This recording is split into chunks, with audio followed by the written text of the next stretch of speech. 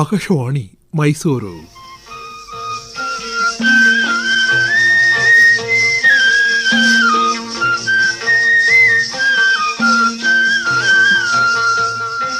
ಕಿಸಾನ್ ವಾಣಿ ಭಾರತ ಸರ್ಕಾರದ ಕೃಷಿ ಹಾಗೂ ರೈತ ಕಲ್ಯಾಣ ಸಚಿವಾಲಯದ ಪ್ರಾಯೋಜಿತ ಕಾರ್ಯಕ್ರಮ.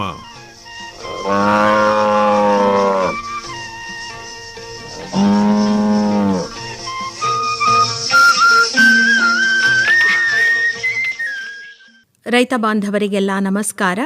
ಇವತ್ತಿನ ಕಿಸಾನ್ ವಾಣಿ ಕಾರ್ಯಕ್ರಮಕ್ಕೆ ಸ್ವಾಗತ. ಅರರೆ, ಏನ್ ಮಾಡ್ತಾ ಇದ್ದೀಯಾ? ಯಾರು? ಇಲ್ಲಿ ನಾನು ಬೆದರು ಬೊಂಬೆ ಮಾತಾಡ್ತಾ ಇದ್ದೀನಿ. ಓ, ನೀನಾ? ಹಾ, ಪಕ್ಷಿಯಿಂದ ಹೊಲವನ್ನ ರಕ್ಷಿಸ್ತೇನೆ. ಆದ್ರೆ ಈ ಹಾನಿಕಾರಕ ರಾಸಾಯನಿಕದಿಂದ ಹೇಗೆ ರಕ್ಷಿಸಲಿ? ಅರ್ಥ ಆಗ್ಲಿಲ್ಲ. ನೋಡು ಮಗು, ನೀನು ವಿವೇಚನೆಯಿಲ್ಲದೆ ಮಣ್ಣಿಗೆ ರಾಸಾಯನಿಕ ಬೆರೆಸ್ತಾ ಇದ್ದೀಯಾ. ಮಣ್ಣಿನ ಆರೋಗ್ಯ ಕೆಟ್ಟು ಮಣ್ಣು ದುರ್ಬಲವಾದರೆ ಅದರ ಮೇಲ್ಮೈ ಹೇಗೆ ಆರೋಗ್ಯವಾಗಿರುತ್ತೆ? ಹಾ, ಮೊದಲು ಹೀಗಿರ್ಲಿಲ್ಲ. ನಿನ್ನ ಹಿರಿಯರನ್ನ ಕೇಳು, ಫಸಲು ಹೇಗೆ ಕಂಗೊಳಿಸ್ತಾ ಇತ್ತು, ಸಮೃದ್ಧಿಯಿಂದ ತುಂಬಿತ್ತು ಅಂತ. ಮಣ್ಣಿನ ಜೊತೆಗೆ ಜನರ ಆರೋಗ್ಯ ಕೂಡ. ಆದ್ರೆ ಎಲ್ರೂ ರಾಸಾಯನಿಕವನ್ನೇ ಹಾಕ್ತಾ ಇದ್ದಾರೆ. ಎಲ್ರೂ ಇಲ್ಲ ಮಗು. ಇಂದು ಕೂಡ ಲಕ್ಷಾಂತರ ರೈತರು ಪರಂಪರಾನುಗತ ಕೃಷಿಯನ್ನ ಮಾಡ್ತಾ ಇದ್ದಾರೆ. ಖರ್ಚು ಕಡಿಮೆ, ಅಧಿಕ ಲಾಭ. ನಿಜವೇ? ಹಾ, ಅನುಭವದಿಂದ ಹೇಳ್ತಾ ಇದ್ದೀನಿ. ನಾನು ಸುಮ್ಮನೆ ಬಿಸಿಲಲ್ಲಿ ನಿಂತಿಲ್ಲ. ಸರಿ, ಹಾಗಾದ್ರೆ ಇಂದಿನಿಂದಲೇ ನಾನು ಕೂಡ ರಾಸಾಯನಿಕ ಮುಕ್ತ ಕೃಷಿ ಮಾಡ್ತೀನಿ. ಮಣ್ಣು ಹಾಗೂ ಕೃಷಿಯೊಂದಿಗಿನ ನಮ್ಮ ಸಂಬಂಧ ಪರಂಪರಾನುಗತವಾದದ್ದು. ನಾವು ನಮ್ಮೂರು ಸಮಗ್ರ ಗ್ರಾಮೀಣ ಅಭಿವೃದ್ಧಿ ಕುರಿತ ಬಾನುಲಿ ಸರಣಿ ಕಾರ್ಯಕ್ರಮ. ನಾವು ನಮ್ಮೂರು, ನಮ್ಮ ಬದುಕಿನ ತವರೂರು. ರೈತ ಬಾಂಧವರೇ, ಇವತ್ತಿನ ನಾವು ನಮ್ಮೂರು ಬಾನುಲಿ ಸರಣಿಯಲ್ಲಿ ಅನಿಮಿಯಾ ಮುಕ್ತ ಭಾರತ ಕುರಿತ ಸಂವಾದವಿದೆ. ಭಾಗವಹಿಸುತ್ತಾರೆ ಬಾಗಲಕೋಟೆಯ ಬಾಬು ಗುಟ್ಟಪ್ಪ ಸಜ್ಜನ್ ಹಾಗೂ ನೆಲಮಂಗಲದ ಎಂ ನಾಗರಾಜು. ನಾವು ನಮ್ಮೂರು, ನಮ್ಮ ಬದುಕಿನ ತವರೂರು. ಬಾಬು ಸಜ್ಜನ್ ಅವರೇ ನಮಸ್ಕಾರ. ನಮಸ್ಕಾರ ಸರ್. ನಾಗರಾಜ್ ಅವರೇ ತಮಗೂ ನಮಸ್ಕಾರ. ನಮಸ್ಕಾರ ಸರ್. ತಮ್ಮ ಬಗ್ಗೆ ಸ್ವಲ್ಪ ಹೇಳಿ ಬಾಬು ಸಜ್ಜನ್ ಅವರೇ. ನಮಸ್ಕಾರ ಸರ್. ನಾನು ಡಾಕ್ಟರ್ ಬಾಬು ಸಜ್ಜನ್ ಅಂತ, ವಿಜಯಪುರ ಕರ್ನಾಟಕ ರಾಜ್ಯದ ಉತ್ತರ ಕರ್ನಾಟಕದಲ್ಲಿ ಗ್ರಾಮೀಣ ಅಭಿವೃದ್ಧಿ ಸಂಸ್ಥೆ ಅಂತ 30 ವರ್ಷಗಳಿಂದ ಕೆಲಸ ಮಾಡ್ತಾ ಇದೆ. ಆ ಸಂಸ್ಥೆಯ ಮುಖ್ಯ ಕಾರ್ಯನಿರ್ವಾಹಕ ಅಧಿಕಾರಿಯಾಗಿ ನಾನು ಕಳೆದ 22 ವರ್ಷಗಳಿಂದ ಕಾರ್ಯನಿರ್ವಹಣೆ ಮಾಡ್ತಾ ಇದ್ದೀನಿ. ನಿಮ್ಮ ವಿದ್ಯಾಭ್ಯಾಸ ಎಲ್ಲ ಏನು? ನಾನು MSW PhD ಮಾಡಿದ್ದು ಕುಡಿಯುವ ನೀರಿನ ವಿಷಯದಲ್ಲಿ, ಜೊತೆಗೆ ಫ್ರೀಲಾನ್ಸ್ ಜರ್ನಲಿಸ್ಟು ಮತ್ತು ವೃತ್ತಿಯಲ್ಲಿ ವಕೀಲನಾಗಿ ಸಹಿತ ಕೆಲಸ ಮಾಡ್ತಾ ಇದ್ದೀನಿ. ಈಗ ನಾಗರಾಜ್ ಅವರೇ ತಮ್ಮ ಬಗ್ಗೆ ಹೇಳಿ. ನಾನು ಮೂಲತಃ ಚಿಕ್ಕಮಗಳೂರು ಜಿಲ್ಲೆ ತರೀಕೆರೆಯಿಂದ ಬಂದವನು. ಗ್ರಾಮೀಣ ಪ್ರದೇಶದಲ್ಲಿ ನಾನು PU ಓದುವಾಗಲೇ ಈ ಸಮಾಜ ಕ್ಷೇತ್ರ ನನಗೆ ಪರಿಚಯ ಆಯಿತು. ಶಾಲೆ ಬಿಟ್ಟಂಥ ಮಕ್ಕಳಿಗೆ ನಾವು ಪಾಠ ಮಾಡಲಿಕ್ಕೆ ಅಂತೇಳಿ ನಮಗೆ ಅವಕಾಶ ಮಾಡಿಕೊಟ್ರು. ಅಲ್ಲಿಂದ ಸ್ಟಾರ್ಟ್ ಆಯಿತು ಈ ಸಮಾಜ ಸೇವೆಗೆ. ನಾನು ಅಲ್ಲಿ ಎಂಟ್ರಿ ಆದೆ. ಅದಾದ ನಂತರದಲ್ಲಿ ಹಾಗೆ ಎಜುಕೇಷನ್ ಕಂಟಿನ್ಯೂ ಮಾಡಿಕೊಂಡು ನಾನು MA ಪದವಿಯನ್ನು ಮಾಡಿಕೊಂಡೆ. ಈಗ ಬಹಳ ಪ್ರಧಾನವಾಗಿ ನೀವು ಚರ್ಚೆ ಮಾಡಬೇಕಾಗಿರುವಂತಹ ವಿಚಾರ ಅನಿಮಿಯಾ ಮುಕ್ತ ಗ್ರಾಮೀಣ ಭಾರತ ಅಲ್ವೇ? ಈ ಒಂದು ಆಲೋಚನೆ ಹೇಗೆ ಬಂತು ಮತ್ತು ಇದ್ರ ಬಗ್ಗೆ ಹೇಳ್ತಾ ಹೋಗಿ ಬಾಬು ಸಜ್ಜನ್ ಅವರೇ. ಸರ್, ನಾನು 2 ವರ್ಷಗಳ ಹಿಂದೆ ಅಕ್ಟೋಬರ್ 2024ರಲ್ಲಿ ವಿಜಯ ಕರ್ನಾಟಕದಲ್ಲಿ ಒಂದು ವರದಿ ಬಂತು. ಕರ್ನಾಟಕದಲ್ಲಿ 3 ಲಕ್ಷ ಮಕ್ಕಳು ರಕ್ತಹೀನತೆಯಿಂದ ಬಳಲ್ತಾ ಇದ್ದಾರೆ ಅಂಥೇಳಿ.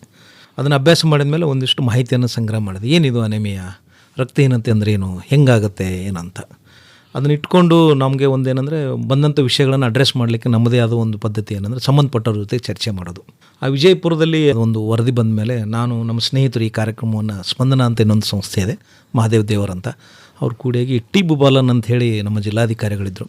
ಸರ್, ಕರ್ನಾಟಕದಲ್ಲಿ 3 ಲಕ್ಷ ಮಕ್ಕಳು ಇದರಿಂದ ಬಳಲ್ತಾ ಇದ್ದಾರೆ ಅಂದರೆ ನಾವು ಉತ್ತರ ಕರ್ನಾಟಕದ ಹಿಂದುಳಿದ ಜಿಲ್ಲೆ, ನಮ್ಮಲ್ಲಿ ಇರಲೇಬೇಕಲ್ಲ ಈ ಥರದ ಮಕ್ಕಳು, ಏನಿದೆ ಸರ್ ಸ್ಥಿತಿಗತಿ ಅಂತ ಕೇಳಿದೆ ನಾನು.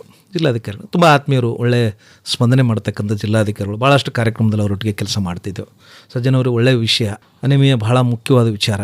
ಎಲ್ಲ ಹಂತದಲ್ಲಿ ಜೀವನದಲ್ಲಿ ಇದು ಎಲ್ಲರ ಜೀವನದಲ್ಲಿನೂ ಸಹಿತ ಪರಿಣಾಮ ಬೀರ್ಬೋದು. ಆದರೆ ಇದನ್ನು ನಮ್ಮ ಹತ್ರ ಮಾಡಲಿಕ್ಕೆ ಒಂದು ಸೂಕ್ತವಾದ ವ್ಯವಸ್ಥೆಗಳು ಇವತ್ತಿನ ಪರಿಸ್ಥಿತಿಯಲ್ಲಿ ಇಲ್ಲ. ಏನಾದರೂ ಮಾಡೋಣ ಅಂತ ಹೇಳಿದರು. ಸರ್, ಏನು ಅಂತ ನಾನು DHO ನಮ್ಮ ಸಂಬಂಧಪಟ್ಟಂಥ ಜಿಲ್ಲಾ ಆರೋಗ್ಯ ಅಧಿಕಾರಿಗಳು ಚರ್ಚೆ ಮಾಡಿದಾಗ, ಹೌದು ಸರ್, ಇದು ಸಮಸ್ಯೆ ಇದೆ, ಇದನ್ನೇನಾದರೂ ಮಾಡಬೇಕಂದಾಗ ಜಿಲ್ಲಾಧಿಕಾರಿಗಳು ಒಂದು ಸ್ವಲ್ಪ ಯೋಚನೆ ಮಾಡಿ ನಾನು ಅದಕ್ಕೆ ಸ್ಪಂದನೆ ಮಾಡ್ತೀನಿ ಅಂತ ಹೇಳಿದರು. ನಾವು IRD ಸ್ಪಂದನ ಮತ್ತು CNAP ಅಂತ ಒಂದು ಸಂಸ್ಥೆ ಸೇರಿ ಏನು ಬೇಕಂತ ಅವರಿಗೆ ಕೇಳಿದ್ವು. ಯಾಕಂದರೆ ಆರೋಗ್ಯ ಅಧಿಕಾರಿಗಳಿಗೆ ನಮ್ಮ ಹತ್ರ ಅದು ಎಕ್ಸ್ಪರ್ಟೈಸ್ ಇರಲಿಲ್ಲ. ಇಲ್ಲ, ನಮ್ಮಲ್ಲಿ ಸಿಬ್ಬಂದಿ ಇದ್ದಾರೆ ಮಾಡೋರು, ನೀವು ಅದಕ್ಕೊಂದು ವ್ಯವಸ್ಥೆ ಮಾಡಿ ಅಂತ. ಏನಂದರೆ ಮಷಿನ್ನು, ಸ್ಟ್ರಿಪ್ಪು ಲಾನ್ಸೆಟ್ಟು ಇದೆಲ್ಲ ಮಾಡಿದರೆ ಮಾಡೋಣ ಅಂತ ಹೇಳಿದರು. ಜಿಲ್ಲಾಧಿಕಾರಿಗಳು ಸರ್ ಈ ಥರ ವ್ಯವಸ್ಥೆ ಅವರು ಕೇಳಿದ್ದಾರೆ, ನಾವು ಮಾಡ್ತೀವಿ ಅಂತ. ಒಂದು 32,000 ರೂಪಾಯಿ ಬೇಕಾಗಿತ್ತು ಅದಕ್ಕೆ.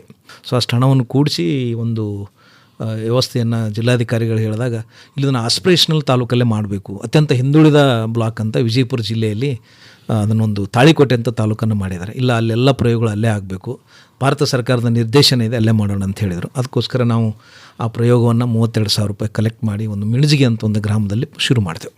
577 ಮಕ್ಕಳಿಗೆ ಅದು ಪರೀಕ್ಷೆ ಮಾಡಿ ನೋಡಿದಾಗ ಸುಮಾರು 38% ಮಕ್ಕಳಲ್ಲಿ ರಕ್ತಹೀನತೆ, ವಿಶ್ವ ಆರೋಗ್ಯ ಸಂಸ್ಥೆಯ ಒಂದು ಮಾನದಂಡ ಪ್ರಕಾರ ಒಂದು 38% ಮಕ್ಕಳು ರಕ್ತಹೀನತೆ ಬಳಲ್ತಾ ಇದ್ದಾರೆ ಅಂತ ನಮ್ಗೆ ಗೊತ್ತಾಯಿತು. ಸೊ ನಮ್ಗೆ ಖುಷಿ ಆಯಿತು, ಏನೋ ಒಂದು ಸಣ್ಣ ಪ್ರಯೋಗ ಶುರು ಮಾಡಿದೆವು. ಯಾಕೆ ಹಳ್ಳಿಯಲ್ಲಿ ನಮ್ಗೆ ಹೋದಾಗ ನೆನಪಿತ್ತು ಏನಂದರೆ, ಎಲ್ಲಿ ಹೋಗಿದ್ದು, ದವಾಖಾನೆಗೆ ಹೋಗಿದ್ದೆ, ಏನಾಗಿದೆ ಅಂದರೆ ನೀನು ರಕ್ತ ಕಡಿಮೆ ಆಗಿದೆ ಅಂತ ಡಾಕ್ಟರ್ ಅಡ್ಮಿಟ್ ಆಗ್ಬೇಕಂತ ಹೇಳಿದಾರಂತ. ಸೊ ನಾವು ಸ್ವಲ್ಪ ಅಧ್ಯಯನ ಮಾಡಲಿಕ್ಕೆ ಶುರು ಮಾಡಿದೆವು, ಕ್ಲಿನಿಕಲ್ಲಾಗಿ ನೋಡೋಣ ಅಂತ. ತುಂಬ ಖುಷಿ ಆಯಿತು. ಆ ಪ್ರಯೋಗವನ್ನು ಇಟ್ಕೊಂಡು ಈ ಕೆಲಸವನ್ನು ನಾವು ಪ್ರಾರಂಭ ಮಾಡಿದೆವು ಸರ್. IRD ಮತ್ತು ಸ್ಪಂದನ ಸಂಸ್ಥೆ ನಿರ್ದೇಶನದಲ್ಲಿ ನಾವು ಇಡೀ ಕರ್ನಾಟಕ ರಾಜ್ಯದಾದ್ಯಂತ ಈ ಅನಿಮಿಯ ತಪಾಸಣೆಯನ್ನು ಮಾಡಬೇಕು ಅಂಥೇಳಿ, ಅನಿಮಿಯ ಮುಕ್ತ ಕರ್ನಾಟಕ ಕಾರ್ಯಕ್ರಮವನ್ನು ಕೊಂಡೊಯ್ಯಬೇಕು ಅಂಥೇಳಿ ಒಂದು ನಮ್ಮ ರಾಜ್ಯ ಮಟ್ಟದ ಒಂದು ಫೆವಾರ್ಡಿಕೆ ಅಂತಕ್ಕಂಥ ಒಂದು ನೆಟ್ವರ್ಕ್ ಇದೆ, ಸ್ವಯಂ ಸೇವಾ ಸಂಸ್ಥೆಗಳ ನೆಟ್ವರ್ಕು. ಆ ಒಂದು ನೆಟ್ವರ್ಕಿನ ಆಮೇಲೆ ಒಂದು ಒಕ್ಕೂಟದ ಮಾರ್ಗದರ್ಶನದ ಮೇರೆಗೆ ಈ ಕಾರ್ಯಕ್ರಮವನ್ನು ನಾವು ಪ್ರಾರಂಭ ಮಾಡ್ತೀವಿ. ಬೆಂಗಳೂರು ಗ್ರಾಮಾಂತರ ಜಿಲ್ಲೆಯಲ್ಲಿ ಇರತಕ್ಕಂಥ ವಿಕಾಸ ಸಂಸ್ಥೆಗೆ ನವೆಂಬರ್ ತಿಂಗಳಲ್ಲಿ ಈ ಕಾರ್ಯಕ್ರಮವನ್ನು ಇಂಪ್ಲಿಮೆಂಟೇಷನ್ ಮಾಡಲಿಕ್ಕೆ ಅಂತೇಳಿ ನಮಗೆ IRD ಸಂಸ್ಥೆ ಮತ್ತು ಸ್ಪಂದನ ಸಂಸ್ಥೆಯವರು ಕೊಡ್ತಾರೆ. ಅದಾದ ಮೇಲೆ ಸ್ಥಳೀಯವಾಗಿರ್ತಕ್ಕಂಥ ಏನು ಜಿಲ್ಲಾ ಮಟ್ಟದ ಆರೋಗ್ಯ ಮತ್ತು ಶಿಕ್ಷಣಾಧಿಕಾರಿಗಳು, ಆರೋಗ್ಯ ಮತ್ತು ಕುಟುಂಬ ಕಲ್ಯಾಣ ಅಧಿಕಾರಿಗಳ ಅನುಮತಿಯನ್ನು ಪಡ್ಕೋಬೇಕಾಗ್ತದೆ, ಮತ್ತು ತಾಲೂಕು ಮಟ್ಟದ ಅಧಿಕಾರಿಗಳ ಅನುಮತಿಯನ್ನು ಪಡ್ಕೋಬೇಕಾಗ್ತದೆ. ಸೊ ನಾವು ಈ ವಿಚಾರಗಳನ್ನು ಪ್ರತಿ ಶಾಲೆ ಹಂತದಲ್ಲಿ ಮತ್ತು ಪಬ್ಲಿಕ್ ಸೆಕ್ಟರ್ಗಳಲ್ಲಿ ಮಹಿಳೆಯರಿಗೆ, ಮಕ್ಕಳಿಗೆ, ಎಲ್ಲರಿಗೂ ಕೂಡ, ಎಲ್ಲ ವಯೋಮಾನದವರಿಗೂ ಕೂಡ ಈ ತಪಾಸಣೆಯನ್ನು ಮಾಡ್ತೀವಿ. ಮತ್ತು ಜೊತೆಯಲ್ಲಿ ಯಾರಿಗೆ ಈ ಏನು ಹಿಮೋಗ್ಲೋಬಿನ್ ಲೆವೆಲ್ ಕಡಿಮೆ ಇರ್ತದೋ ಆ ತಪಾಸಣೆಯ ಸಂದರ್ಭದಲ್ಲಿ ಅಂಥವರಿಗೆ ಅದಕ್ಕೆ ಬೇಕಾದಂಥ ಫುಡ್ ಸಪ್ಲಿಮೆಂಟ್ರಿಯನ್ನು ಕೂಡ ನಾವು ಪೂರೈಕೆ ಮಾಡ್ತೀವಿ. ಇದಕ್ಕೆ ಸಂಬಂಧಪಟ್ಟಂಗೆ ಗುಜರಾತಿನ ಶ್ರೀಮದ್ ರಾಜಚಂದ್ರ ಆಸ್ಪತ್ರೆ ಮತ್ತು ಸಂಶೋಧನಾ ಕೇಂದ್ರದವರು ನಮಗೆ ಸಂಪೂರ್ಣವಾದ ಸಹಕಾರವನ್ನು ಕೊಡ್ತಿದ್ದಾರೆ. ಸೊ ನಮಗೆ ಅವಕಾಶವನ್ನು ಕೊಡಿ ಅಂತ ಕೇಳಿದಾಗ ಅವರು ಸಂಪೂರ್ಣವಾಗಿ ನಮಗೆ ಸಹಕಾರವನ್ನು ಕೊಟ್ಟರು. ನಮ್ಮ ಜಿಲ್ಲೆಯಲ್ಲಿ ಸಂಪೂರ್ಣವಾಗಿ ಸಹಕಾರವನ್ನು ಕೊಟ್ಟರು. ಇಮಿಡಿಯೇಟ್ಲಿ ನಾನು ಪರ್ಮಿಷನಿಗೆ ಅಪ್ಲೈ ಮಾಡ್ತೀನಿ, 1 ವಾರದಲ್ಲಿ ನೀವು ಈ ಕಾರ್ಯಕ್ರಮವನ್ನು ಮಾಡಿ, ನಮ್ಮ ಇಲಾಖೆ ಸಹಕಾರ ಇದೆ ಅಂತ ಹೇಳ್ತಾರೆ. ಆ ಕಾರ್ಯಕ್ರಮವನ್ನು ನಾವು ಪ್ರಾರಂಭ ಮಾಡ್ತೀವಿ. ಪ್ರತಿ ಶಾಲೆಗಳಲ್ಲೂ ಕೂಡ ಈಗಾಗಲೇ RBSK ಅನ್ನೋ ಒಂದು ಕಾರ್ಯಕ್ರಮ ಇದೆ, ಸರ್ಕಾರದವರು ಕೂಡ ಬಂದು ಮಾಡ್ತಾ ಇದ್ದಾರೆ. ನೀವು ಇದು ಯಾಕೆ ಮಾಡ್ತೀರಾ ಅಂತೇಳಿ ನಮಗೆ ಪ್ರಶ್ನೆಗಳು ಬರ್ತದೆ. ಆಗ ಬಂದಿದ್ದೇನಪ್ಪ ಅಂತ ಹೇಳಿದ್ರೆ, ಸರ್ಕಾರಿ ಮಟ್ಟದಲ್ಲಿ ಈಗಾಗಲೇ RBSK ಕಾರ್ಯಕ್ರಮ ನಡೀತಿದೆ, ಸರ್ಕಾರೇತರ ಶಾಲೆಗಳಲ್ಲಿ ಈ RBSK ಕಾರ್ಯಕ್ರಮವನ್ನು ಈಗ ಮಾಡ್ತಾ ಇಲ್ಲ. ಸೊ ನಾವು ಆ ಶಾಲೆಗಳನ್ನು ಫಸ್ಟ್ ಕಾನ್ಸಂಟ್ರೇಟ್ ಮಾಡ್ತಾ ಹೋಗ್ತಾ ಇದ್ವಿ. RBSK ಅಂದ್ರೇನು? ಅಂದರೆ ಈಗ ಅನಿಮಿಯ ಮುಕ್ತ ಭಾರತದ ಕಾರ್ಯಕ್ರಮದ ಒಂದು ಅಂಗ ಅದು. ಸೊ ಈಗ ಆ ಕಾರ್ಯಕ್ರಮವನ್ನು ನಾವು ಮಾಡ್ತಾ ಹೋಗ್ತಿದ್ದಾರೆ. ನಾವು ಸರ್ಕಾರೇತರ ಶಾಲೆ ಇರ್ತಕ್ಕಂಥ ಮಕ್ಕಳಿಗೆ ಈ ಅನಿಮಿಯ ತಪಾಸಣೆಯನ್ನು ಮಾಡ್ತೀವಿ ಅಂತ ಹೇಳಿದಾಗ ಅವರು ಮುಕ್ತವಾಗಿ ನಮಗೆ ಅನುಮತಿಯನ್ನು ಕೊಡ್ತಾರೆ. ಸೊ ನಾವು ತಪಾಸಣೆಯನ್ನು ಪ್ರಾರಂಭ ಮಾಡ್ತೀವಿ. ನಾವು ಒಂದು ಶಾಲೆಯಲ್ಲಿ ತುಂಬ ಸ್ಟ್ರೆಂತ್ ಇರ್ತಕ್ಕಂಥ ನಮ್ಮ ತಾಲೂಕಿನಲ್ಲಿ ಬಸವಣ್ಣ ದೇವರ ಮಠ ಅಂತ ಹೇಳ್ಬಿಟ್ಟು ಅಲ್ಲಿ ತಪಾಸಣೆಯನ್ನು ಪ್ರಾರಂಭ ಮಾಡ್ತೀವಿ. ಅಷ್ಟು ಮಕ್ಕಳಿಗೆ ತಪಾಸಣೆ ಆದಮೇಲೆ 3,418 ಮಕ್ಕಳಿಗೆ ತಪಾಸಣೆ ಮಾಡ್ತೀವಿ. 3,418 ಮಕ್ಕಳಲ್ಲಿ ಸುಮಾರು 913 ಮಕ್ಕಳಿಗೆ ಅನಿಮಿಯ ಇರೋಂಥದ್ದು ಗೊತ್ತಾಗ್ತದೆ. ಸೊ ಆಗ ನಾವು ಶಾಲಾ ಆಡಳಿತ ಮಂಡಳಿ ಹತ್ರನ ಕೂತ್ಕೊಂಡು ಮಾತನಾಡಿದಾಗ ಈ ಥರ ಇದೆ ಅಂತ ಹೇಳಿದಾಗ ಆ ಶಾಲೆಗೂ ಕೂಡ ಒಂದು ರಿಪೋರ್ಟ್ ಕೊಡ್ತೀವಿ ನಾವು. ಸೊ ಆಗ ಈ ರಿಪೋರ್ಟ್ ಕೊಟ್ಟಾದಮೇಲೆ ಅದೇ ಸಂದರ್ಭದಲ್ಲಿ ನಾವು ಮಾತ್ರೆಗಳು ಮತ್ತು ಶಿರಾಪ್ಗಳನ್ನು ಕೊಡ್ತೀವಿ. 10 ವರ್ಷದ ಒಳಗಿರೋ ಅಂಥವರಿಗೆ ಆಲ್ಬೆಂಡಜೋಲ್ ಶಿರಾಪು ಮತ್ತು ಐರನ್ ಶಿರಾಪು, ಮತ್ತು 10 ವರ್ಷ ಮೇಲ್ಪಟ್ಟವರಿಗೆ ಐರನ್ ಟಾಬ್ಲೆಟ್ ಕೊಡ್ತೀವಿ. ಸೊ ಇದನ್ನು 3 ತಿಂಗಳವರೆಗೂ ಕೂಡ ಈ ಕೋರ್ಸನ್ನು ಕಂಟಿನ್ಯೂ ಮಾಡಬೇಕು. ಸೊ ನಾವು ಫಾಲೋ ಅಪ್ ಮಾಡ್ತೀವಿ ಅಂತ. ಸೊ ಆಗ ಆಡಳಿತ ಮಂಡಳಿ ಒಪ್ಕೊತಾರೆ, ಶಿಕ್ಷಕರು ಕೂಡ ಸಹಕಾರ ಕೊಡ್ತಾರೆ. ಈ ಕಾರ್ಯಕ್ರಮ ಹಾಗೆ ಮುಂದುವರಿತಾ ಹೋಗ್ತದೆ. ಸರ್, ಇದು ಕಾರ್ಯಕ್ರಮ ನಾವು ವಿಜಯಪುರದಲ್ಲಿ ಪ್ರಯೋಗ ಮಾಡಿದ ನಂತರ ಎಲ್ಲರೂ ಅಪ್ರಿಷಿಯೇಟ್ ಮಾಡಿದರು, ಒಳ್ಳೆ ಪ್ರಯೋಗ ಆಯಿತು ಏನೋ ಅಂತ. ಏನು ಮಾಡೋದು ಅಂತ ಕೇಳಿದಾಗ ನಮಗೆ ಸ್ವಲ್ಪ ಆರ್ಥಿಕ ಸಹಾಯ ಬೇಕಾಗಿತ್ತು. ನಾವು ಈ ಕಾರ್ಯಕ್ರಮ ಮಾಡ್ಬೋದಲ್ಲ ಅಂತ ಯೋಚನೆ ಮಾಡಿ ಒಂದಿಷ್ಟು ಪ್ರಸ್ತಾವನೆಗಳನ್ನು ಸ್ನೇಹಿತರ ಜೊತೆಗೆ ಹಂಚಿಕೊಳ್ಳಿಕ್ಕೆ ಶುರು ಮಾಡಿದೆವು. ಸೊ ಅದಾದಮೇಲೆ ನಮಗೆ ಒಬ್ಬರು ಕನ್ನೂರು ಶ್ರೀಕೃಷ್ಣ ಗುರೂಜಿ ಅಂತ ನಮ್ಮ ವಿಜಯಪುರ ನಗರಕ್ಕೆ 19 ಒಂದು ಮಠ ಇದೆ, ಅವರು ದೇಶದಂತ ಪ್ರವಾಸ ಮಾಡ್ತಾರೆ, ಗುರುಗಳು ಹತ್ತಿರದಿಂದ ಪ್ರಯೋಗಗಳನ್ನು ಮಾಡ್ತಾಯಿದ್ರು. ಅವರು ಅದನ್ನು ವಿಚಾರಗಳನ್ನು ಹಂಚಿಕೊಂಡಾಗ ಅವರು ಗುಜರಾತಲ್ಲಿ ಒಬ್ಬರು ಸ್ನೇಹಿತರಿದ್ದಾರೆ, ಈ ಕಾರ್ಯಕ್ರಮ ಮಾಡ್ತಾ ಇದ್ದಾರೆ, ಅವರು ಈ ಥರ ನೋಡ್ತಾ ಇದ್ದಾರೆ ಅಂದರು. ನಮ್ಮ ಪ್ರಸ್ತಾವನೆಯನ್ನು ಗುರುಗಳ ಮುಖಾಂತರ ಕೊಟ್ಟು ಅವರು ಭಾಳ ಖುಷಿಯಾಗಿ ಏನು ಮಾಡಿದ್ರಿ ಅಂತ ಕೇಳಿದ್ರು. ನಮ್ಮ ಅನುಭವ ಹಂಚ್ಕೊಂಡು ಭಾಳ ಒಳ್ಳೆ ಕಾರ್ಯಕ್ರಮ ಅಂದ್ರೆ ಏನು ಮಾಡೋಣ ಅಂತ ಕೇಳಿದವರು, ಇಲ್ಲ ನಾವು ಇಮಿಡಿಯೇಟಾಗಿ ಗುಜರಾತಲ್ಲಿ ಮಾಡ್ತಾಯಿದ್ದೀವಿ, ಈ ಕಾರ್ಯಕ್ರಮವನ್ನು ನಿಮಗೂ ಕೊಡ್ತೀವಿ, ವಿಜಯಪುರದಲ್ಲಿ ಮಾಡಿ ಅಂತೇಳಿ 2 ಲಕ್ಷ ಜನರಿಗೆ ಈ ಪರೀಕ್ಷೆ ಮಾಡಲಿಕ್ಕೆ ನಮ್ಗೆ ಅವಕಾಶ ಕೊಟ್ಟರು ಸ್ಪಂದನ ಮತ್ತು IRD ಸಂಸ್ಥೆ. ಅವ್ರು ಕೊಟ್ಟಂಥ ಗುರಿಯನ್ನು ಕೆಲವೇ ಸಮಯದಲ್ಲಿ ನಾವು ಮಾಡಿ ಮುಗಿಸಿ ಅವ್ರಿಗೊಂದು ಫಲಿತಾಂಶ ಕೊಟ್ಟೆವು. ಏನಂದರೆ 30-35% ಮಕ್ಕಳಲ್ಲಿ ನಾವು ಸ್ಕೂಲಿಗೆ ಕಾನ್ಸಂಟ್ರೇಷನ್ ಮಾಡಿದೆವು. ಯಾಕಂದರೆ ಮಕ್ಕಳು ನಮ್ಮ ದೇಶದ ಭವಿಷ್ಯ. ಮಕ್ಕಳನ್ನೇ ಫೋಕಸ್ ಮಾಡ್ಬೇಕು ಅನ್ನೋ ನಮ್ಮ ಉದ್ದೇಶ ಆಗಿರೋದಿಲ್ಲ. 2 ಲಕ್ಷ ಭಾಳ ದೊಡ್ಡ ಸಂಖ್ಯೆ. ದೊಡ್ಡ ಸಂಖ್ಯೆ ಸರ್. ಹೇಗೆ ಮಾಡಿದ್ರೆ ಅಷ್ಟು ಬೇಗ? ಅದನ್ನು ನಾವು ಆರೋಗ್ಯ ಇಲಾಖೆಯವ್ರದ್ದು ಮಾರ್ಗದರ್ಶನ ತೊಗೊಂಡೆವು. DC ಮತ್ತು ಮುಖ್ಯ ಕಾರ್ಯನಿರ್ವಾಹಕ ಅಧಿಕಾರಿಗಳ ಮಾರ್ಗದರ್ಶನ. ಅವ್ರು ಹೇಳಿದ್ರು, ತುಂಬ ಖುಷಿಪಟ್ಟರು. ನಮಗೆ ಇಷ್ಟು 577ರಿಂದ ನೀವು 2 ಲಕ್ಷ ಒಂದು ಕಾರ್ಯಕ್ರಮ ನಮ್ಮ ಜಿಲ್ಲೆಗೆ ತಂದಿದ್ದೀರಿ, ಅದು ಗುಜರಾತ್ಗೆ ಹೋಗಿ ಅಂತ. ಒಬ್ಬ ಗುರುಗಳು ಭಾಳ ಮಹತ್ವದ ಕೃಷ್ಣಾಜಿ ಗುರುಗಳು ಕಣ್ಣೂರು ಮಠದ ಭಾಳ ಮಹತ್ವದ ಪಾತ್ರ ವಹಿಸಿದರು. ಅವ್ರು ಗುಜರಾತ್ದವರು 2 ಲಕ್ಷ ನಾವು ಒಂದು 2.5 ತಿಂಗಳಲ್ಲಿ ಒಂದು ಹಂತಕ್ಕೆ ತಂದೆವು.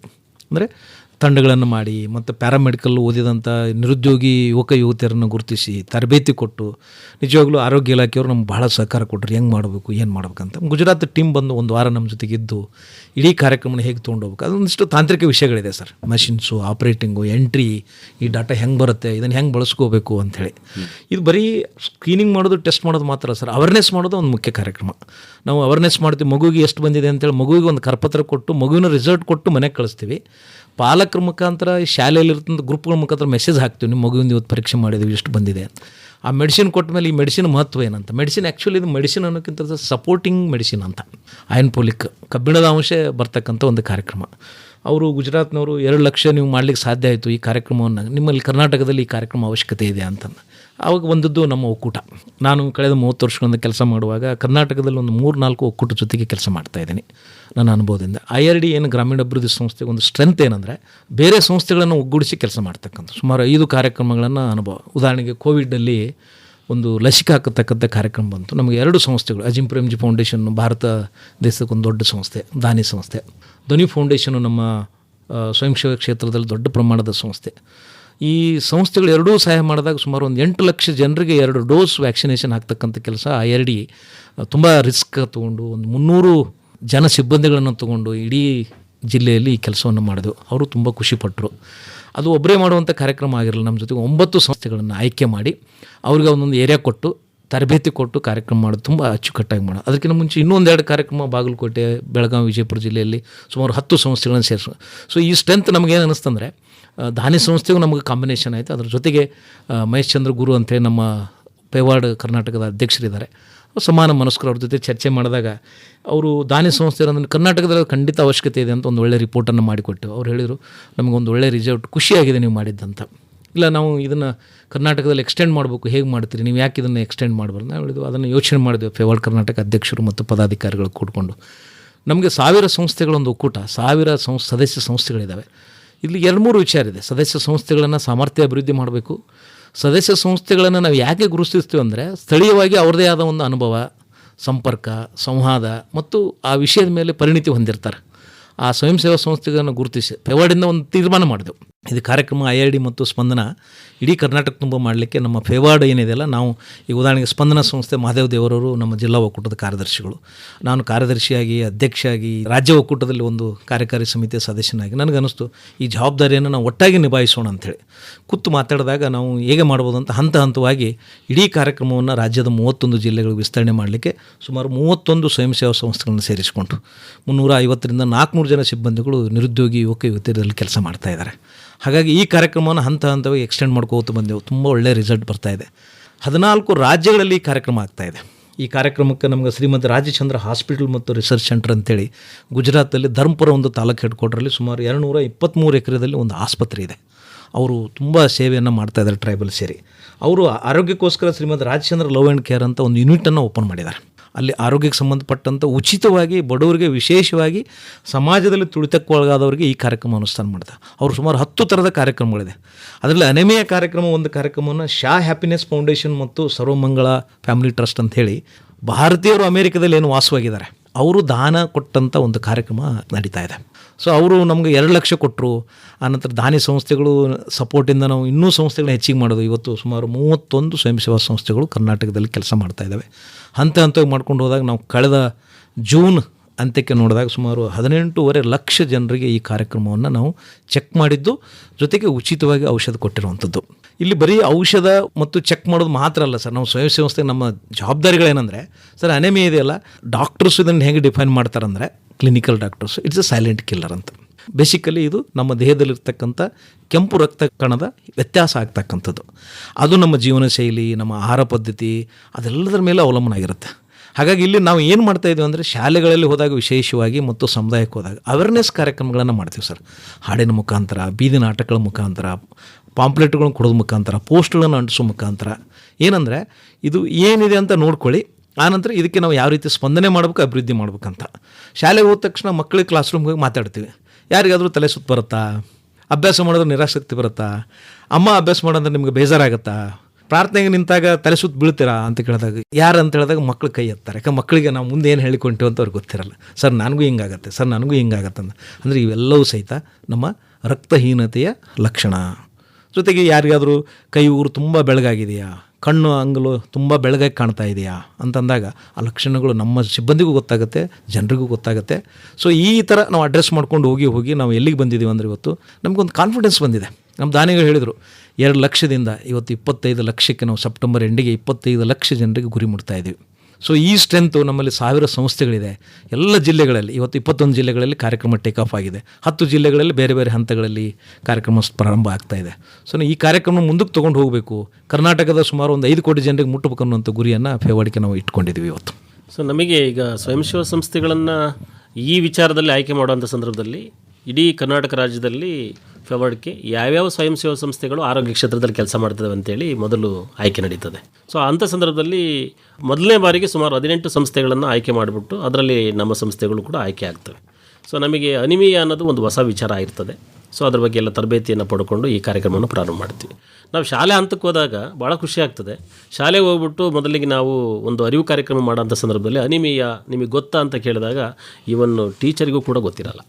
ಟೀಚರ್ಗೆ ಗೊತ್ತಿರಲ್ಲ ಅಂದಾಗ ಮಕ್ಕಳಿಗೆ ಹೆಂಗೆ ಗೊತ್ತಿರ್ತದೆ, ಇದನ್ನು ನಾವು ಒಂದು ಸ್ವಲ್ಪ ವಿವರಿಸಿ ಹೇಳಿದಾಗ ಮಕ್ಕಳಿಗೆಲ್ಲ ಗೊತ್ತಾಗ್ತದೆ. ಸೊ ಈಗಾಗಲೇ ಬಾಬು ಸಜ್ಜನ್ ಸರ್ ಅವ್ರು ಹೇಳಿದಾಗೆ ಮಕ್ಕಳಿಗೆ ಈ ಥರ ಸಿಂಪ್ಟಮ್ಸ್ ಇದೆ ಅಂತ ಕೇಳಿದಾಗ ಆಟೋಮೆಟಿಕ್ಲಿ ಅವ್ರು ಒಪ್ಕೊಂಡ್ಬಿಡ್ತಾರೆ. ಸೊ ಆಗ ಇದನ್ನು ನಿಮ್ಮ ದೇಹದಲ್ಲಿ ಈ ಹಿಮೋಗ್ಲೋಬಿನ್ ಪ್ರಮಾಣ ಎಷ್ಟಿದೆ ಅಂತೇಳಿ ಚೆಕ್ ಮಾಡೋ ಅಂಥ ಒಂದು ಕಾರ್ಯಕ್ರಮನೇ ಅನಿಮಿಯಾ ಇದು, ಈ ತಪಾಸಣೆ. ಸೊ ಹಂಗಾಗಿ ನೀವೆಲ್ಲರೂ ಕೂಡ ಈ ಕಾರ್ಯಕ್ರಮಕ್ಕೆ ಸ್ಪಂದನೆ ಕೊಡ್ತೀರಾ ಅಂತ ಕೇಳಿದಾಗ ಮಕ್ಕಳು ಕೂಡ ಒಪ್ಕೊಂತಾರೆ, ಶಾಲೆಯವರು ಕೂಡ ಒಪ್ಕೊಂತಾರೆ. ಈ ಕಾರ್ಯಕ್ರಮವನ್ನು ನಾವು ಪ್ರಾರಂಭ ಮಾಡ್ತಾ ಹೋಗ್ತೀವಿ. ಅದ್ರ ಜೊತೆಯಲ್ಲಿ ಇನ್ನೊಂದೇನಪ್ಪ ಅಂತ ಹೇಳಿದ್ರೆ, ಕೇವಲ ಈ ತಪಾಸಣೆ ಮಾಡಿ ನಾವು ಮೆಡಿಸಿನ್ ಕೊಡೋದೇ ಈ ಕಾರ್ಯಕ್ರಮದ ಸಂಪೂರ್ಣ ಪರಿಣಾಮ ಅಲ್ಲ. ಇದ್ರ ಜೊತೆಯಲ್ಲಿ ಊಟದಲ್ಲಿ, ಆಹಾರದಲ್ಲಿ ಯಾವ ರೀತಿ ತಿದ್ದುಕೋಬೋದು, ಇದನ್ನು ಬದಲಾವಣೆ ಮಾಡ್ಕೋಬೋದು, ಇದರಿಂದ ಮುಕ್ತಗೊಳ್ಬೋದು ಅಂತೇಳ್ಬಿಟ್ಟು ನೋಡಿದಾಗ, ಸೊ ನಾವು ಏನು ಸರ್ಕಾರೇತರ ಶಾಲೆಗಳ ಪ್ರೌಢಶಾಲೆಗಳಲ್ಲಿ ಮಕ್ಕಳು ಬೆಳಗ್ಗೆ ಅರ್ಜೆಂಟಿಗೆ 7:15 ಮನೆ ಬಿಡ್ತಾರೆ. ಒಂದಷ್ಟು ಮಕ್ಕಳು 8 ಗಂಟೆ ಮನೆ ಬಿಡ್ತಾರೆ. ಅರ್ಜೆಂಟಿಗೆ ತಿಂಡಿ ತಿನ್ನಲ್ಲ. ಮಧ್ಯಾಹ್ನ ಸಮಯದಲ್ಲಿ ಅವ್ರ ಪ್ರೆಷರಿಗೆ ಒಂದಷ್ಟು ಜನ ಊಟ ತಿನ್ನೋದೇ ಇಲ್ಲ, ಊಟನೂ ಬಿಟ್ಕೊಂಡು ಮನೆ ತಂದಿರ್ತಾರೆ. ಸಾಯಂಕಾಲನೂ ಕೂಡ ಹೋಮ್ ವರ್ಕು ಅದು ಕ್ಲಾಸ್ ವರ್ಕ್ ಅಂತ ಹೇಳ್ಬಿಟ್ಟು ಇದು ಮಾಡಲಿಲ್ಲ. ಮಕ್ಕಳಲ್ಲಿ ಮೆಜಾರಿಟಿ ಪ್ರೈವೇಟ್ ಸ್ಕೂಲ್ಗಳ ಮಕ್ಕಳಲ್ಲಿ ಅನಿಮಿಯಾ ಸಮಸ್ಯೆಯನ್ನು ನಾವು ಕಂಡ್ವಿ. ಸೊ ಆ ಮಕ್ಕಳಿಗೆ ಸೊ ಯಾವ ಸಮಯದಲ್ಲಿ ಏನು ತಿನ್ನಬೇಕು ಅಂತಕ್ಕಂಥದ್ದು ಇರಲ್ಲ, ಬರೀ ಪರ್ಸೆಂಟೇಜು ಮತ್ತು ಇದರಲ್ಲಿ ಇರ್ತಾರೆ. ಈ ಶಾಲೆಗಳಲ್ಲೇ ಹೆಚ್ಚಿನ ಮಕ್ಕಳು ಕಂಡು ಬಂದು. ಸೊ ಆಗ ಅವರಿಗೆ ಯಾವ್ಯಾವ ಥರದ ಆಹಾರವನ್ನು ತಿನ್ನಬೇಕು, ಹಸಿ ತರಕಾರಿಗಳೇನು ತಿನ್ನಬೇಕು, ಮೊಳಕೆ ಕಾಳುಗಳು ತಿನ್ನಬೇಕು, ಹಣ್ಣುಗಳು ತಿನ್ನಬೇಕು, ಇದ್ರ ಬಗ್ಗೆ ನಾವು ಹೇಳಿದಾಗ ಸೊ ಮಾತ್ರೆಯನ್ನು ತಿನ್ನದೇ ಇದ್ದರೂ ಕೂಡ ಈ ಆಹಾರ ಪದ್ಧತಿಯಲ್ಲಿ ನೀವು ಈ ಸಮಸ್ಯೆಯಿಂದ ಹೊರಗೆ ಬರ್ಬೋದು ಅನ್ನೋ ವಿಚಾರಗಳನ್ನ ಹೇಳ್ತಾ ಹೋಗ್ತೀವಿ. ಸೊ ನಾವು ಒಂದು ಭಾಳ ಖುಷಿ ವಿಷಯ ಏನಪ್ಪ ಅಂತಂದರೆ, ಈ ಸಂದರ್ಭದಲ್ಲಿ ನಾವು ಈಗಾಗಲೇ ಕೆಲಸ ಮುಗಿಸಿದ್ವಿ, 6 ತಿಂಗಳಾಯಿತು. 3 ತಿಂಗಳಾದ ಮೇಲೆ 2ನೇ ಸ್ಕ್ರೀನಿಂಗ್ ಅಂತ ನಾವು ಮಾಡಿದ್ವಿ. 3 ತಿಂಗಳಾದಮೇಲೆ 2ನೇ ಸ್ಕ್ರೀನಿಂಗ್ ಮಾಡಬೇಕಾದ್ರೆ ಮೊದಲು ಒಬ್ಬ ವಿದ್ಯಾರ್ಥಿಗೆ ನಾವು ಚೆಕ್ ಮಾಡುವಾಗ 7.5 ಹಿಮೋಗ್ಲೋಬಿನ್ ಲೆವೆಲು, 7.5, 8.5, 9.5, ಒಬ್ಬರಿಗೆ 12, ಒಬ್ರಿಗೆ 13 ಹಿಂಗೆಲ್ಲ ಬರ್ತಾಯಿತ್ತು. ಸೊ ಅದರಲ್ಲಿ ನಾವು 3 ವಿಭಾಗವಾಗಿ ವಿಂಗಡಣೆ ಮಾಡ್ತೀವಿ, ಮೈಲ್ಡು, ಮಾಡ್ರೇಟ್, ಸಿವಿಯರ್ ಅಂತ ಹೇಳ್ಬಿಟ್ಟು. ಮೈಲ್ಡ್ ಅಂತ ಹೇಳಿದ್ರೆ ಇವರು ಈ ಹಂತದಲ್ಲಿದ್ದಾರೆ ಅಂತ. ಮಾಡ್ರೇಟ್ ಅಂತ ಹೇಳಿದರೆ ಇವರು ಈಗ ಸಿವಿಯರ್ಗೂ ಬರ್ಬೋದು, ಇಲ್ಲ ಮೈಲ್ಡಿಗೂ ಬರ್ಬೋದು, ಅವರು ಆಹಾರದಲ್ಲಿ ತಿದ್ಕೋಬೋದು ಅಂತೇಳಿ.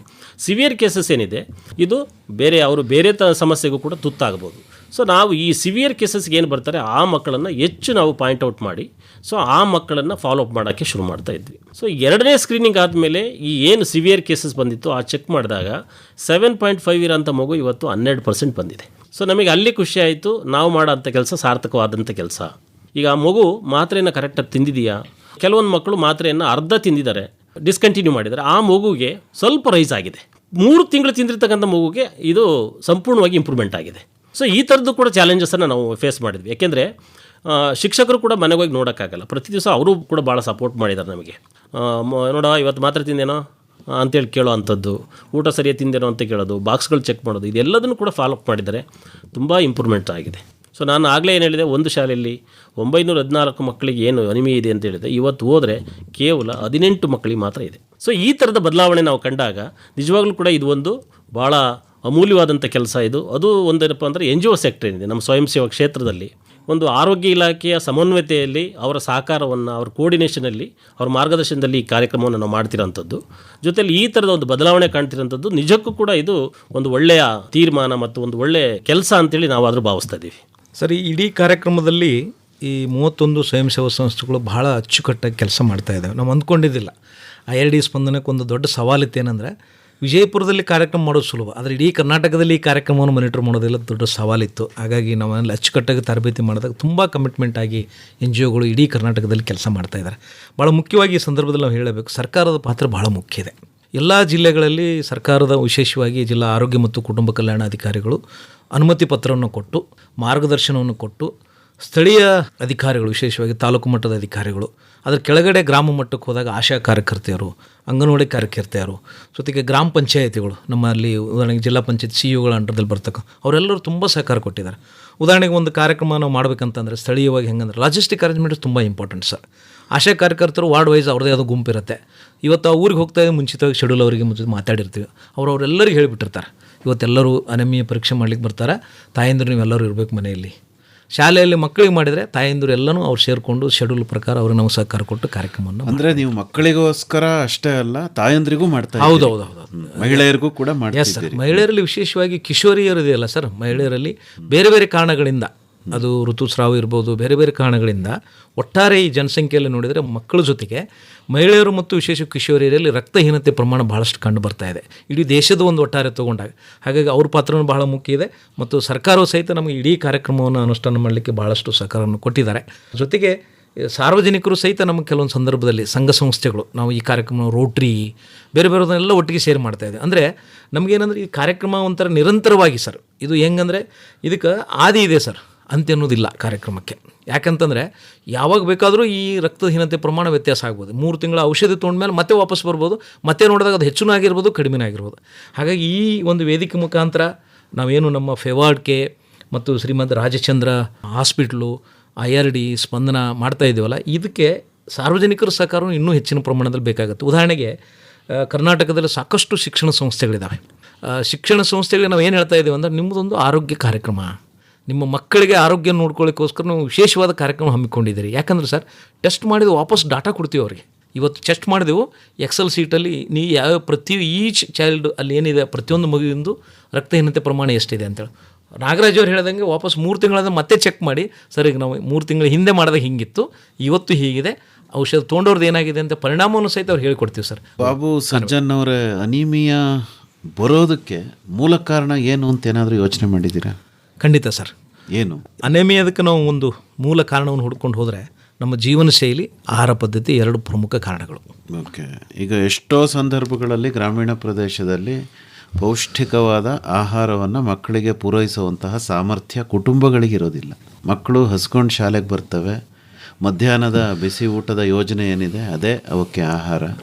ಸಂಜೆ ಮನೆಗೆ ಹೋದರೂ ಆಹಾರ ಸಿಗುತ್ತೋ ಅಥವಾ ಇಲ್ವೋ ಅನ್ನೋವಂತಹ ಕ್ವಶನ್ ಮಾರ್ಕ್ ಯಾವತ್ತೂ ಇದ್ದೇ ಇದೆ. ಹೌದು ಸರ್. ಅದಕ್ಕೇನು ಹೇಳ್ತೀರಿ ಸರ್? ಈಗ ನಾವು ಈ ಗ್ರಾಮೀಣ ಪ್ರದೇಶದಲ್ಲಿ ಹೋದಾಗ ಶಾಲೆಗಳಲ್ಲಿ ಈ ಕಾರ್ಯಕ್ರಮಗಳನ್ನು ಮಾಡುವಾಗ ಇತ್ತಿತ್ತಲಾಗಿ ಕೆಲವೊಂದು ಗೌರ್ಮೆಂಟ್ ಶಾಲೆಯಲ್ಲಿ ಸಹಿತ ನಮ್ಗೆ ಮಾಡಲಿಕ್ಕೆ ಅವಕಾಶ ಕೊಡ್ತಾ ಇದ್ದಾರೆ. ಸೊ ಅದನ್ನು ಅಡ್ರೆಸ್ ಮಾಡುವಾಗ ಯಾವ ಮಗು ತುಂಬ ರಕ್ತಹೀನತೆಯಿಂದ ಬಳಲ್ತಾ ಇದೆ ನಮ್ಗೆ ಗೊತ್ತಾಗ್ಬಿಡುತ್ತೆ ಟೆಸ್ಟ್ ಮಾಡಿದ ತಕ್ಷಣ. ಕೆಲವೊಂದು ಕೇಸ್ ಸ್ಟಡಿಗಳನ್ನು ಮಾಡಿದೆವು. ಅಂಥ ಕೇಸ್ ಸ್ಟಡಿಗಳನ್ನ ಇಟ್ಕೊಂಡಾಗ ನಾಗರಾಜ್ ಅವರು ಹೇಳಿದಾಗೆ 7 ಹಿಮೋಗ್ಲೋಬಿನ್ ಅದು ಕಡಿಮೆ ಬಂದಾಗ ತಕ್ಷಣದ ಆಸ್ಪತ್ರೆಗೆ ರೆಫರೆನ್ಸ್ ಕೊಟ್ಟು ಅವ್ರಿಗೆ ಟ್ರೀಟ್ಮೆಂಟ್ ಆಗಬೇಕು ಅಂತ. ಯಾಕಂದರೆ 7ಕ್ಕಿಂತ ಕಡಿಮೆ ಬಂದವರಿಗೆ ನಾವು ನಮ್ಮ ಔಷಧಿ ಕೊಡೋಲ್ಲ, ಹಾಸ್ಪಿಟ್ಲಿಗೆ ಹೋಗಿ, ಯಾಕಂದರೆ ತಕ್ಷಣದ ಆರೈಕೆ ತುಂಬ ಅವಶ್ಯಕತೆ ಇರುತ್ತೆ. 2ನೇ ಭಾಗ ಅಂಥ ಮಗುಗಳನ್ನು ಹುಡುಕಾಡಿ ಪಾಲಕರಿಗೆ ಹೋಗಿ ನಿಮ್ಮ ಮಗು ಇಷ್ಟು ಹಂತದಲ್ಲಿದೆ, ಏನು ತೊಂದರೆ ಇದೆ ಅಂತ. ಜೊತೆಗೆ ಈ ಪೌಷ್ಟಿಕ ಆಹಾರ ಕೊಡ್ತಕ್ಕಂಥ ಶಾಲೆಯ ಜೊತೆಗೆ ಅಂಗನವಾಡಿಗಳ ಕಡೆಯಿಂದ ಅದು ಹೋಗ್ತಾ ಇದೆ ಸರ್. ವಿಶೇಷವಾಗಿ ಕಿಶೋರಿಯರಿಗೆ ಮತ್ತು ಬಾಣಂತಿಯರಿಗೆ, ಗರ್ಭಿಣಿಯರಿಗೆ ಈ ಒಂದು ಪೌಷ್ಟಿಕ ಆಹಾರ ಹೋಗ್ತಾ ಇದೆ.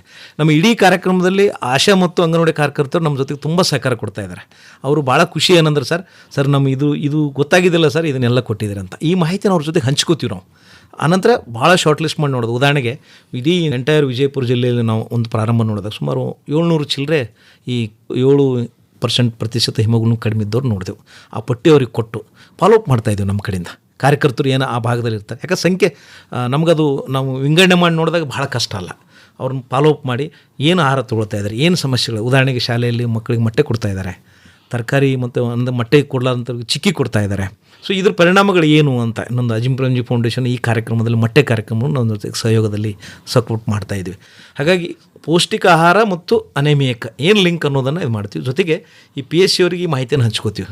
ಅವರು ವಿಶೇಷ ಕಾರ್ಯಕ್ರಮ ಹಂಚ್ಕೊಂಡು ಕೆಲವೊಂದು ಅಡಿಷ್ನಲ್ ಪ್ರೋಟೀನ್ ಕೊಡ್ತಕ್ಕಂಥ ಕೆಲಸವನ್ನು ಅಂಗನವಾಡಿ ವಿಶೇಷವಾಗಿ ಆಶಾ ಕಾರ್ಯಕರ್ತರ ಮುಖಾಂತರ ಮಾಡ್ತಾಯಿದ್ದಾರೆ.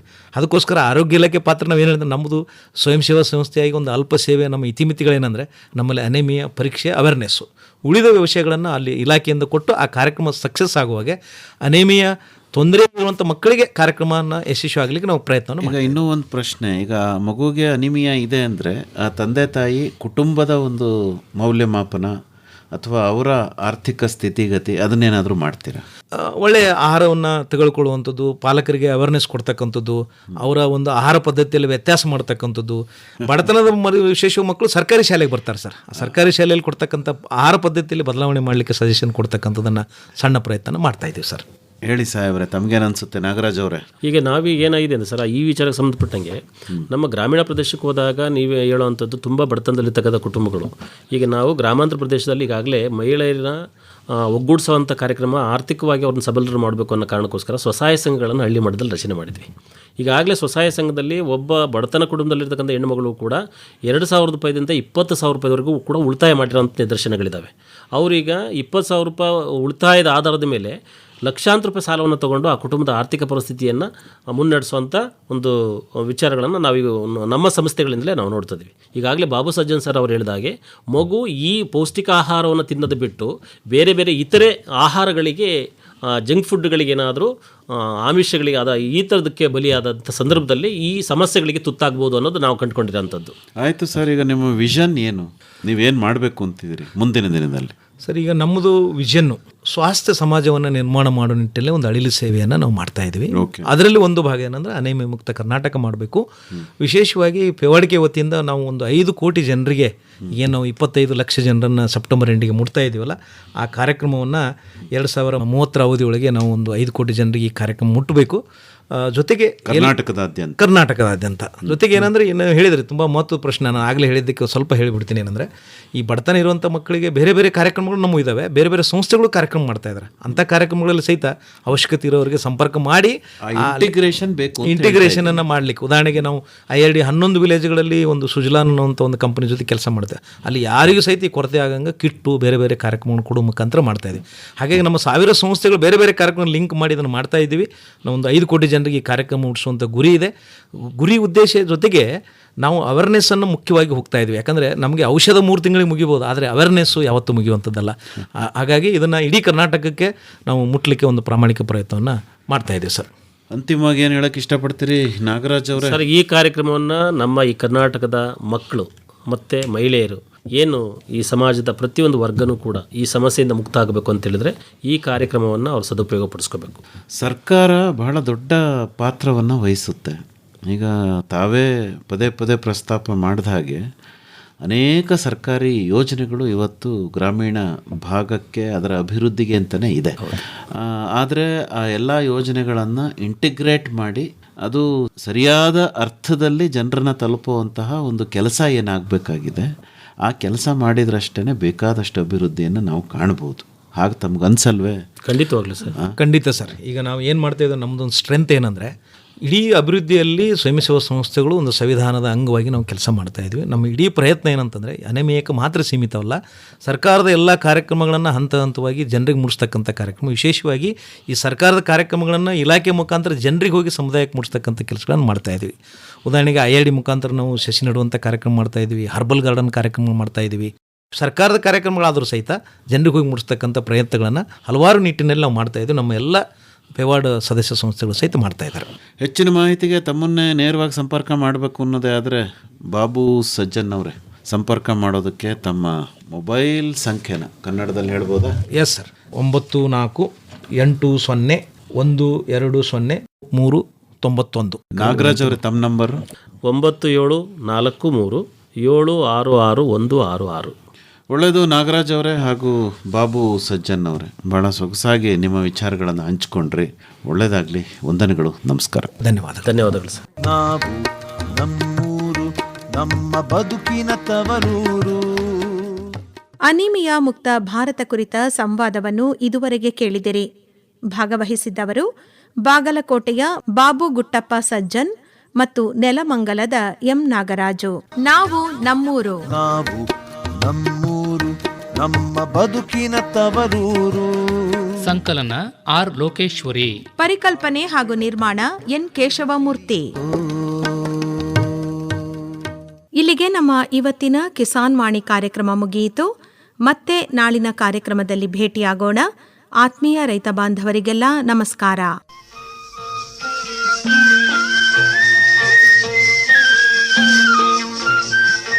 ಕಿಸಾನ್ ವಾಣಿ ಭಾರತ ಸರ್ಕಾರದ ಕೃಷಿ ಹಾಗೂ ರೈತ ಕಲ್ಯಾಣ ಸಚಿವಾಲಯ ಪ್ರಾಯೋಜಿತ ಕಾರ್ಯಕ್ರಮ ಕೇಳಿದಿರಿ.